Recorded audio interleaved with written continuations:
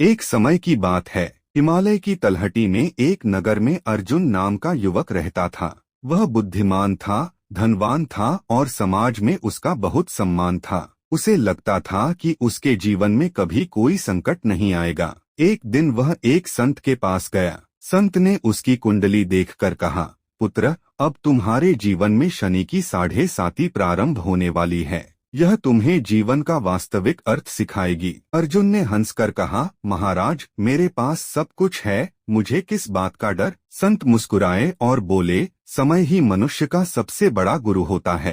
पहला चरण, मन का संघर्ष। कुछ समय बाद अर्जुन के जीवन में बदलाव आने लगा। उसके मन में काम, क्रोध, लोभ, मोह और अहंकार बढ़ने लगे। वह छोटी छोटी बातों पर क्रोधित हो जाता, अपने मित्रों और परिवार से कठोर व्यवहार करने लगा। धीरे धीरे उसके प्रियजन उससे दूर होने लगे। धन का दुरुपयोग हुआ और व्यापार में भी हानि होने लगी। जिस सम्मान पर उसे गर्व था, वही धीरे धीरे कम होने लगा। अर्जुन समझ नहीं पा रहा था कि उसके जीवन में यह सब क्यों हो रहा है। दूसरा चरण, दुख और अकेलापन। समय बीता और 7.5 का दूसरा चरण आया। अब अर्जुन के जीवन में आर्थिक और मानसिक कष्ट और बढ़ गए। व्यापार लगभग समाप्त हो गया। घर में कलह बढ़ गई और पति पत्नी के संबंधों में भी दरार आ गई। मित्र दूर हो गए और परिवार के लोग भी उससे कटने लगे।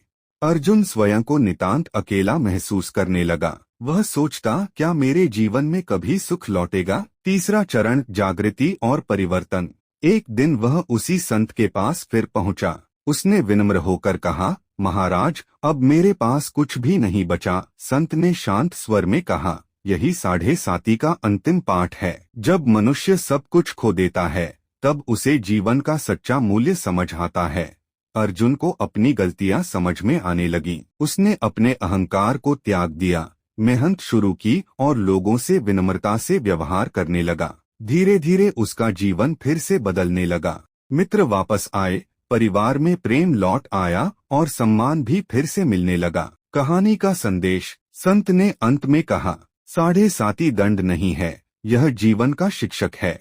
यह मनुष्य को अहंकार से निकालकर धैर्य, विनम्रता और संबंधों का महत्व सिखाती है।